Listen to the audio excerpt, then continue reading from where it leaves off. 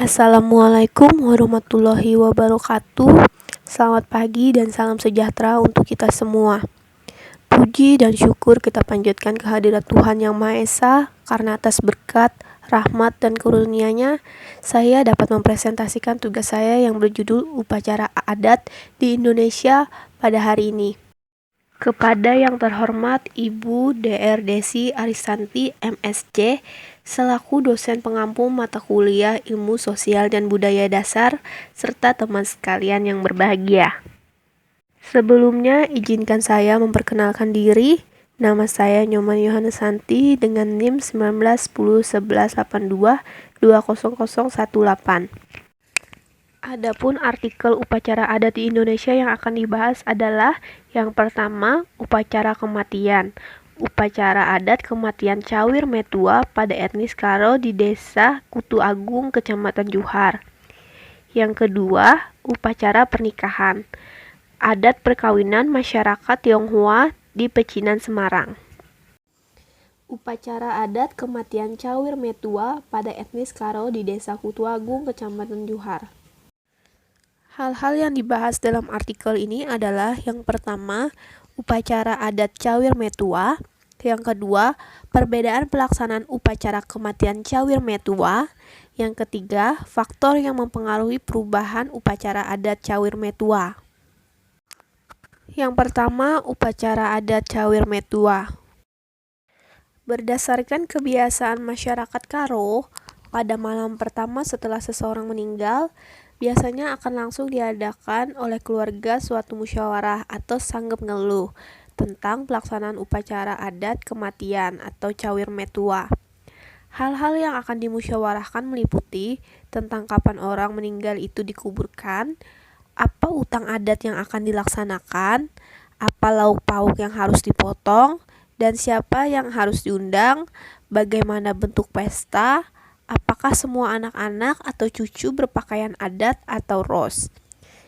Anak beru lalu mengadakan pembagian tugas, mempersiapkan atau mengantar undangan, menginventaris yang akan ros dan kalimumbu yang membawa ose, mencari lembu untuk pesta, mengantar undangan pesta, dan sebagainya. Upacara adat Cawir Metua sendiri dapat dibagi menjadi dua jenis. Yang pertama, Cawir Metua Ros dan Erkata Gendang, sedangkan yang kedua, Cawir Metua Laros dan Gendang Mentas.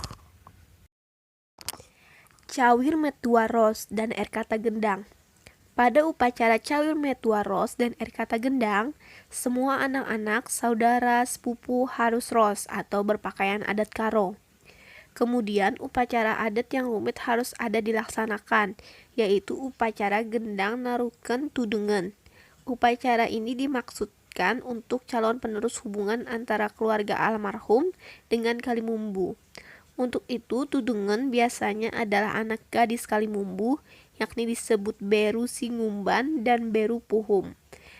Pagi itu, sebelum upacara adat dimulai, dipukul gendang naruken tudengen, maka menarilah anak gadis Beru Sigumban dan Beru Puhum bersama anak perjaka dari keluarga almarhum. Pada saat menari ini, anak Beru yang meninggal menyerahkan sirih dan perlengkapannya, agar yang menari nanti kawin dengan keluarga yang meninggal, dan sirih itu saat ini diganti dengan uang. Pada upacara Cawir Metua Ros dan Erkata Gendang, terdapat beberapa masalah tata tertib acara pada menari atau landek, yaitu yang pertama, gendang sukut, yang kedua, gendang acara ros atau pengantar berpakaian adat, yang ketiga, gendang setelah selesai ros atau berpakaian adat, yang keempat, gendang kalimumbu, yang kelima, gendang anak beru. Selain hal-hal yang ada di atas, jika pada acara Cawir Metua Ros dan Erkata Gendang ada yang harus dipenuhi, yaitu adat motong yang terdiri dari tulang putor untuk kalimumbu. Tulang putor sendiri ialah bagian daging paling baik untuk kalimumbu. Daging paha untuk diberikan kepada kalimumbu pada akhir acara. Setelah kalimumbu menerima tulang pator, maka kalimumbu menyerahkan bagian ekor kepada anak beru. Selanjutnya adalah Cawir Metua Laros dan Gendang Mentas. Pada upacara caur mentua, laros, dan gendang mentas, semua anak-anak cucu-cucu almarhum tidak perlu menggunakan pakaian adat Karo, dan upacara yang dilakukan lebih simpel. Kemudian untuk acara narukun tudengen atau acara menari tidak perlu ada, sehingga lebih simpel dan sederhana, biaya pun lebih ringan. Pada upacara caur metua laros dan gendang mentas terdapat beberapa masalah tata tertib acara pada menari atau landek, yaitu yang pertama gendang suhut, yang kedua gendang kalimumbu, yang ketiga gendang anak beru. Jika pada acara caur metua ros dan kata gendang, adat motong harus dipenuhi, berbeda halnya dengan acara caur metua laros dan gendang mentas tidak mutlak dilaksanakan. Tahap berikut yang dibicarakan pada musyawarah tersebut adalah menentukan waktu penguburan, karena penguburan dilakukan secara agama yang dianutnya. Jika beragama Kristen, maka pada saat musyawarah tentang membicarakan waktu penguburan harus diikuti sertakan pejabat agama. Menentukan waktu penguburan itu penting sebagai dasar anak beru menyusun acara. Acara penguburan dilakukan besoknya di pekuburan orang Kristen. Untuk acara berikutnya sesuai dengan kesepakatan keluarga atau sangkep ngeluh. Maka anak beru membuat surat undangan dengan judul berita CDAT dan dalam surat itu dicantumkan pesan sesuai dengan hasil musyawarah. Misalkan cawir metua, laros, dan gendang mentas. Selain hal di atas, kemudian dibicarakan juga mengenai susunan acara menari oleh anak beru. Acara cawir metua laros yaitu gendang mentas. Adapun urutan acara menari pada adat tersebut dapat digolongkan menjadi 3 bagian, yaitu yang pertama gendang suhut, yang kedua gendang kalimumbu, yang ketiga gendang anak beru. Gendang suhut. Urutan gendang suhut ialah yang pertama menari atau landek suhut, diikuti anak beru. Disinilah suhut menyampaikan kata-kata pengalo-ngalo atau kata sambutan. Menari sembunjak, ngalo-ngalo suhut disambut suhut. Menari semua, ngalo-ngalo suhut. Menari sempemeren, sipariban, sedalanen, dan sepengalon-ngalon suhut. Menari kepala desa, ngalon-ngalon suhut. Menari teman seiman, ngalon-ngalon suhut. Selanjutnya gendang kalimumbu. Urutan menari dalam gendang kalimumbu ialah sebagai berikut. Menari kalimumbu sekaligus atau dalam beberapa grup sesuai musyawarah dan ngalon-ngalon suhut atau disambut suhut. Pada saat inilah penayep atau kain putih diberikan kalimumbu kepada yang meninggal. Yang kedua, menari puang kalimumbu, sekaligus puang ni puang kalimumbu, ngalo-ngalo suhut, dan kalimumbu. Gendang anak beru. Urutan menari dalam gendang anak beru ialah sebagai berikut. Menari anak beru, ngalo-ngalo suhut. Yang kedua, anak beru menteri dan anak beru singkuri, ngalon-ngalon suhut.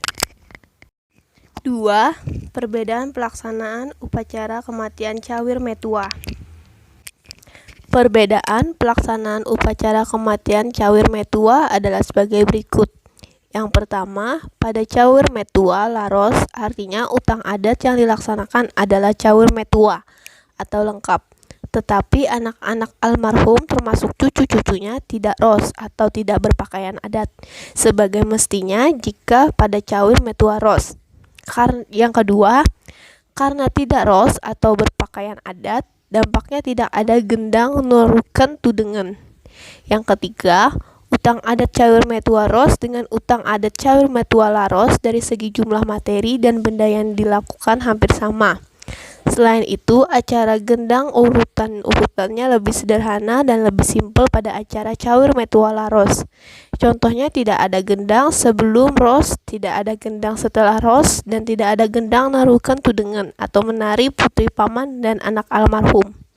Yang keempat, jika pada cawir metua laros, pada malam sebelum upacara adat dilakukan, tidak ada acara gendang nangkih seperti lazimnya harus dilakukan pada cawir metua ros.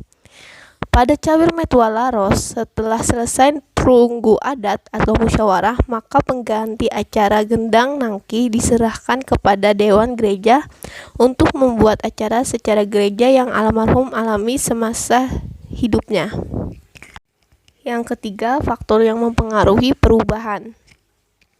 Adapun faktor-faktor yang mempengaruhi perubahan upacara adat Cawir Metua adalah sebagai berikut. Yang pertama, pengaruh agama. Yang kedua, pengaruh ekonomi. Yang ketiga, pengaruh waktu. Yang keempat, pengaruh pendidikan. Adat perkawinan masyarakat Tionghoa di Pecinan, Semarang. Secara umum, Tionghoa di Indonesia terbagi atas dua golongan, yaitu yang pertama, golongan Tionghoa Totok adalah golongan orang Tionghoa yang dilahirkan di Cina dan masih memegang teguh adat, tradisi, dan kepercayaan dari negeri Cina. Secara umum, golongan Tionghoa Totok ini kurang beradaptasi dengan budaya lokal. Yang kedua, Tionghoa Peranakan adalah orang-orang Tionghoa yang dilahirkan di Indonesia dan merupakan hasil perkawinan antara orang Tionghoa dengan warga lokal, serta sudah beradaptasi dengan budaya lokal. Adat perkawinan masyarakat Tionghoa. Yang pertama, upacara adat perkawinan masyarakat Tionghoa.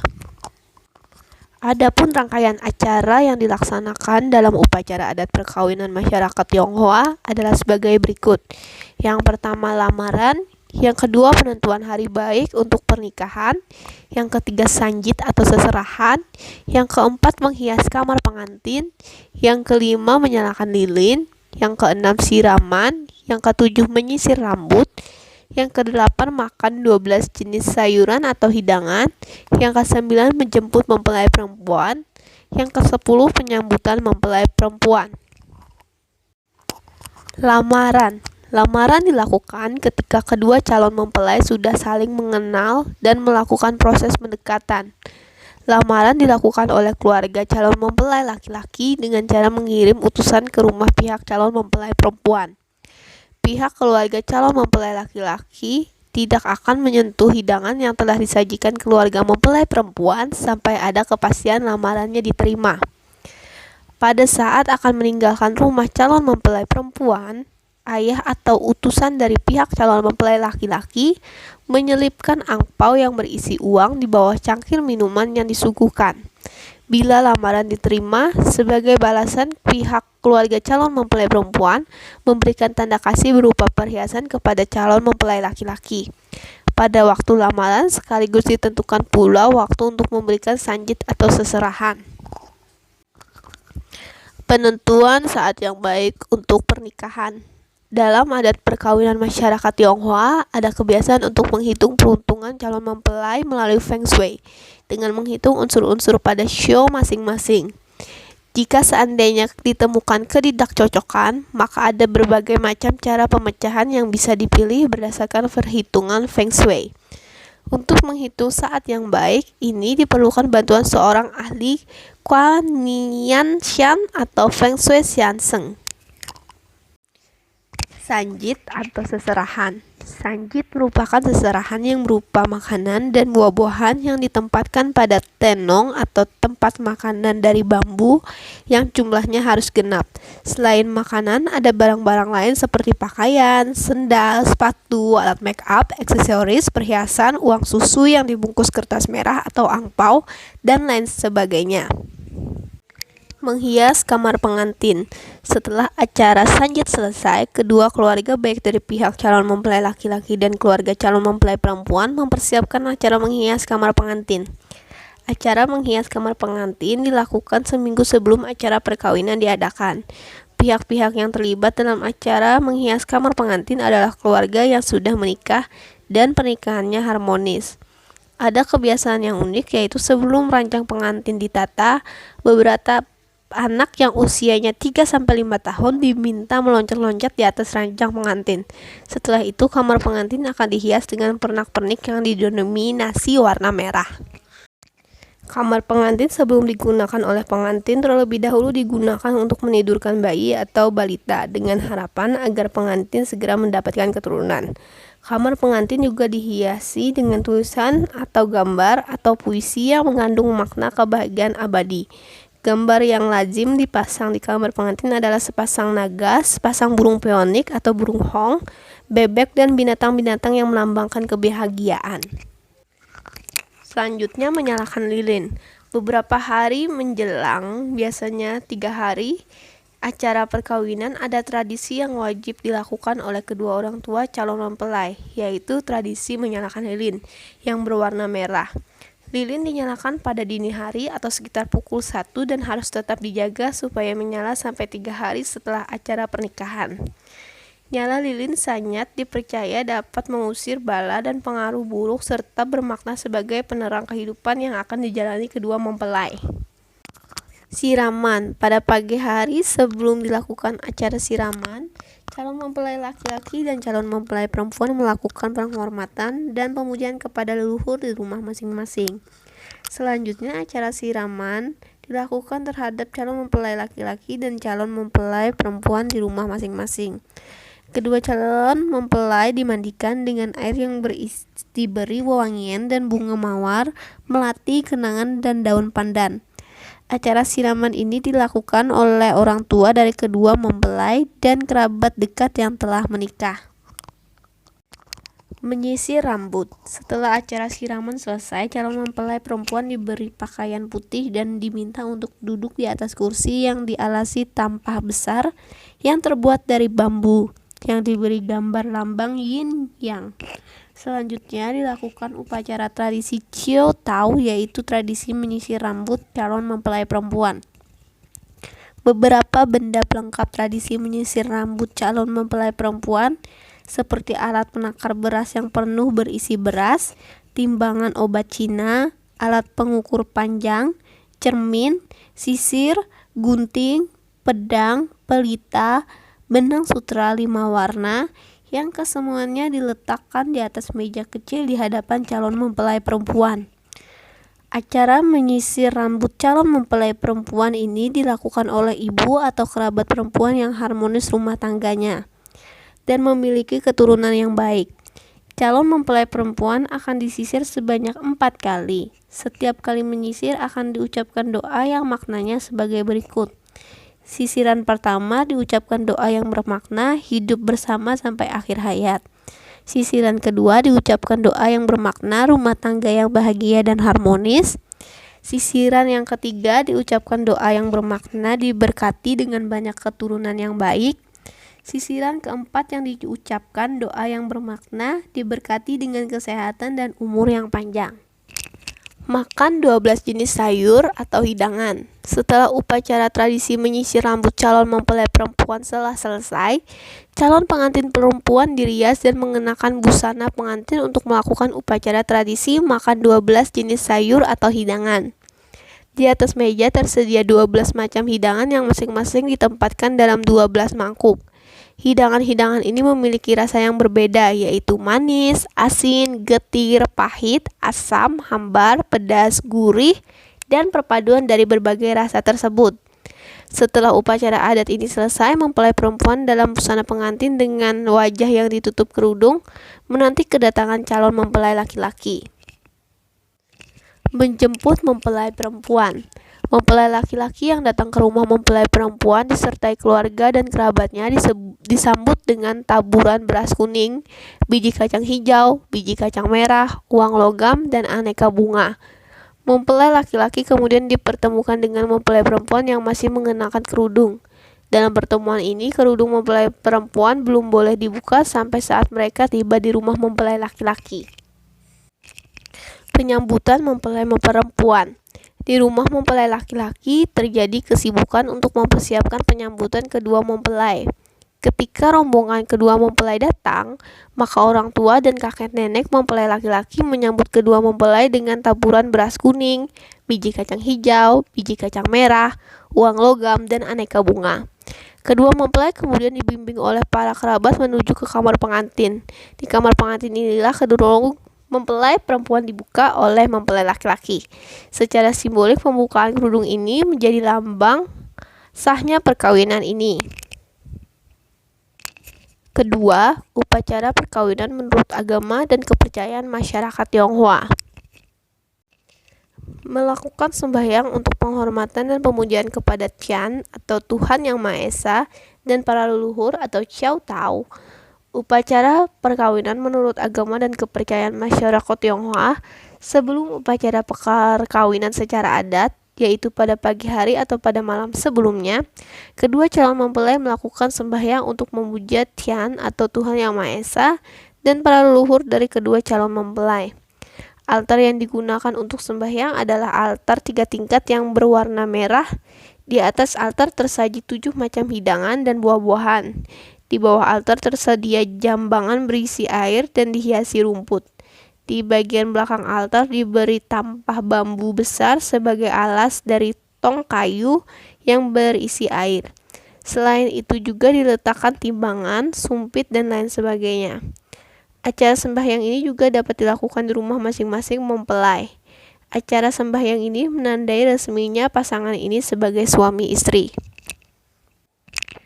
Penghormatan kepada orang tua dan keluarga.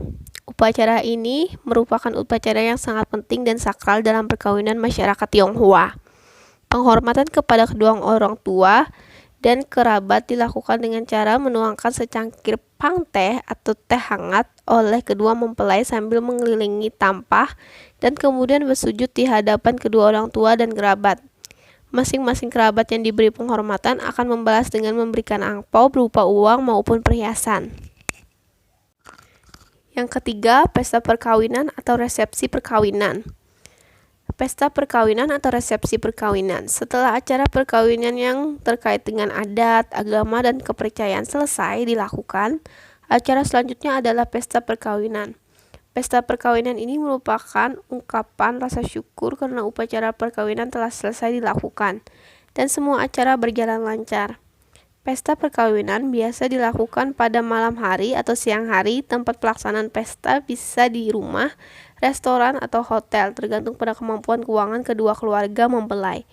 Kedua orang tua mempelai laki-laki dan orang tua mempelai perempuan bergabung bersama dalam satu meja yang dialasi taplak merah. Dekorasi dan hiasan pelamin didominasi warna merah dan kuning yang melambangkan kemakmuran dan kebahagiaan. Yang keempat, Tul Sam Chow atau membawa pulang calon mempelai perempuan. Setelah seluruh rangkaian upacara dilalui, maka tiba saat mempelai perempuan diboyong ke rumah mempelai laki-laki. Mempelai perempuan memulai perannya sebagai istri yang harus mengabdi dan berbakti kepada suami dan keluarga suaminya. Mulai saat itulah mempelai perempuan tinggal bersama dan serumah dengan keluarga mempelai laki-laki. Sekian presentasi dari saya, mohon maaf jika ada kesalahan baik disengaja maupun tidak. Sekian dan terima kasih.